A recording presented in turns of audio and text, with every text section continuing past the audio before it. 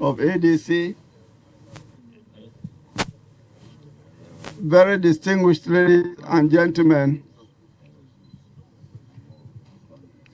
on behalf of the African Democratic Congress, ADC, and all lovers of democracy,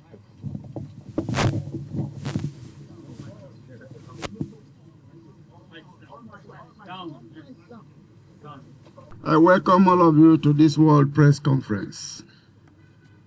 Since 1999, Nigeria has been under democratic rule. After 27 years, we thought we could proudly celebrate the entrenchment of democracy, believing that the country's dictatorial past has receded into history. Our experience in the past 3 years or so, since President Bola Ahmed Tinubu came to power, has however confirmed otherwise. Democracy is only sustained by the quality of freedom that it offers and guarantees, especially the freedom to choose, the freedom to participate, and the freedom to associate. These freedoms are so critical to democracy that without them, democracy dies. Yet, in the past 3 years, we witnessed a relentless assault on these very freedoms. The agenda is very clear: to create a situation where in 2027, President Bola Ahmed Tinubu emerges as the only option left for the people, despite the widespread suffering and wanton killings going on across the length and breadth of this country. The twin challenge of deepening poverty, worsening security situation in the country did not just happen. They are direct consequences of the failure of this government. They know that Nigerians will not want to continue. They know Nigerians will vote them out. This is why they will do anything to hang on to power by hook or crook.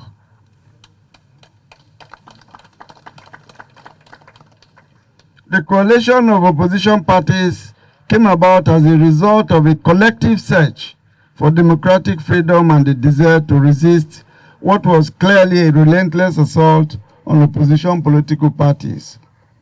The coalition leaders decided to come together under ADC to save multi-party democracy in Nigeria and rescue Nigeria from what was clearly an emerging dictatorship. We did not come to the ADC by chance. We did our due diligence. We fulfilled all the party's constitutional requirements, as well as all wider requirements under the laws that guide the management and operation of political parties. In furtherance of this process, a NEC meeting was convened on July 29, 2025, monitored by INEC officials. One of the conclusions of that NEC meeting was the dissolution of the National Working Committee of the party and the ratification of a caretaker committee to take over the affairs of the party, with my humble self, David Mark, as the national chairman, Rauf Aregbesola as the national secretary, as well as others who have since been serving as officers of the party. In addition to witnessing this process that brought in the new leadership of the party, a formal report of these resolutions was subsequently communicated to the Independent National Electoral Commission, INEC. On the 9th of September 2025, INEC then uploaded the names of the relevant NWC members of the party based on the NEC resolutions. One of the officials of the dissolved National Working Committee was Nafi'u Bala Gombe, who was one of the deputy national chairmen of the party. It is on record that Gombe resigned his position on the 17th of May 2025. His resignation was also duly transmitted to INEC on the 12th of August 2025. Regardless of his resignation, he decided to approach the courts on September 2nd, 2025, 4 clear months after he resigned, seeking to be recognized as the chairman of the ADC. What this means is that by the 2nd of September, when he approached the courts, INEC was already aware that Secretary Aregbesola and I had been inaugurated on the 29th of July in a process monitored by INEC. INEC was also aware that Gombe had resigned his position before the inauguration on the 29th of July. While this matter was in court, our team of lawyers approached the Court of Appeal, challenging the jurisdiction of the Federal High Court. In rejecting the appeal, the Court of Appeal ordered the parties, including INEC, to maintain status quo ante bellum. After this ruling on 12th of March 2026, we noticed a flurry of activities by lawyers associated with Nafi'u Bala Gombe, requesting INEC to recognize him as the new chairman, or to be recognized Aregbesola and I as the secretary and chairman respectively, in a curious interpretation of what constitutes status quo ante bellum. But we know all along that Nafi'u Bala Gombe and his lawyers were not acting on their own violation. They had become willing tools in the hands of the ruling party that had lost all support and goodwill to the Nigerian people. A government that had become desperate, so desperate to cling to power by all means, and even if it meant throwing the country into avoidable crisis. In the past couple of months, ADC has become the only viable opposition party left in Nigeria. But this APC government does not want any opposition. While we were fully aware of all their desperate plans, we remain confident that no level of desperation would have driven the government and the INEC to take a direct action against the ruling of the court. But we were wrong. It was therefore to our surprise yesterday, 1st of April, that INEC issued a press statement after the close of business hours, announcing that it had decided to withdraw recognition of both the ADC leadership, which I heard, and the fictitious one purportedly led by Nafi'u Bala Gombe, thereby creating a false equivalence between the parties. By purporting to recognize Nafi'u Bala Gombe as a faction, INEC seems to have conveniently forgotten that this individual had resigned his position to the knowledge of INEC itself. The crux of the matter is the interpretation of what constitutes status quo ante bellum, which the Court of Appeal directed should be maintained. From all authoritative counsel at our disposal, there is no legal interpretation of precedent that could possibly lead to the outcome that INEC seeks to foist on our party. Based on his press conference of yesterday, INEC is pretending to be confused as to what constitutes the status quo ante bellum. If this was so, under the circumstances, what one would have expected was for INEC to approach the Court of Appeal to request a judicial interpretation of what truly represents the status quo under the circumstances. But INEC did not do this. While posturing to be neutral, its actions confirm that it has become irredeemable partisan, working as it were towards a preconceived agenda. With this action, this INEC has left no one in doubt that it has chosen the path of dishonor and has become complicit in undermining Nigerian democracy. It therefore can no longer be trusted.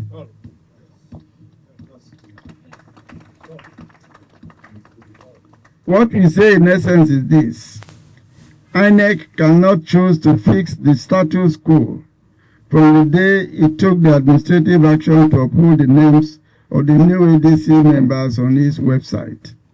Because INEC does not have the power to determine for any political party who its leaders should be. That decision was taken on July 29th, 2025, not on September 9th. With its press conference yesterday, INEC has invented a status quo that never existed, because there was no time that the African Democratic Congress, ADC, did not have a fully constituted leadership. What INEC has done is to create a situation that by its own curious logic leaves the ADC without leadership. This certainly cannot be the status quo that the Court of Appeal directed should be preserved. It is an INEC invention that is not known to any Nigerian law. There is only one conclusion that Nigerians can draw from the 1st of April 2026 action taken by INEC. The electoral umpire has taken sides. It can no longer be trusted. As a matter of fact, INEC has acted in contempt of the Court of Appeal and has therefore acted unlawfully. My fellow Democrats, very distinguished ladies and gentlemen, it is not the ADC that is under attack. It is a direct assault on Nigeria's democracy and the right of Nigerians to choose, to participate, and to exercise their rights as free citizens. We have witnessed how the APC-led federal government has undermined, compromised, and coerced other opposition political parties. The ADC has risen as the last bastion between Nigeria's democracy and full-blown dictatorship. And this is what worries them. What is now unfolding is a concerted effort to dismantle that last bulwark. If we allow this to happen, it could signal the end of our democracy as we know it today. If we yield to it, we would have become complicit by our inaction. We therefore hold it a duty to our democracy and to the Nigerian people to say no.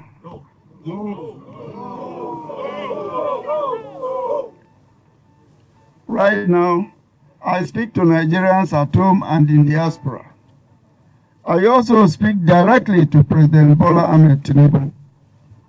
With 90% of the National Assembly and over 30 of Nigeria's 36 governors in the APC, President Bola Ahmed Tinubu, what are you afraid of?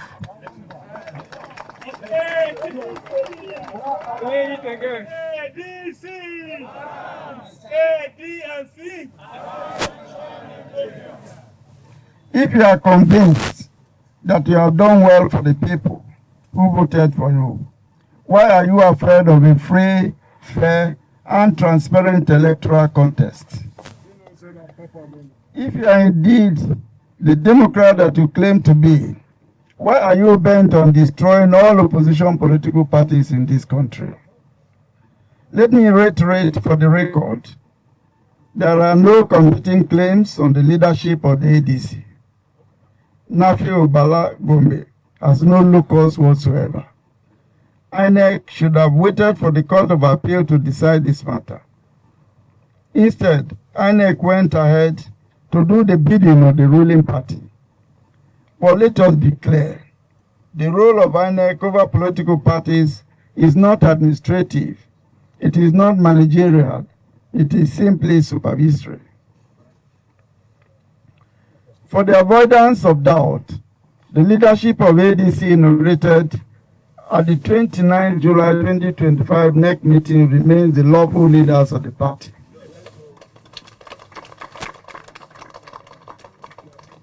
Party members and all Nigerians should therefore remain calm, as there is no cause whatsoever for alarm.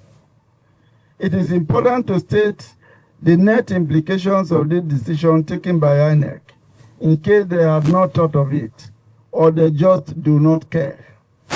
First, by attempting to subvert the leadership of the ADC, INEC has already undermined our participation in the Osun and the Ekiti elections taking place later this year. Secondly, we have our congresses starting on the 9th of April 2026, ending with our convention on the 14th of April 2026. We have given due notice to INEC and they have acknowledged receipt of that notice. This is what the law requires of us.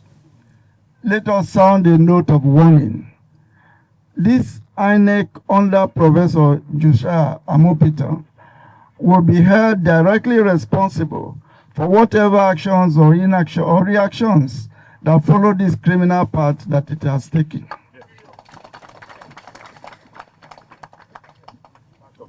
Our demand is therefore very clear. We demand the immediate resignation or sack of the INEC chairman.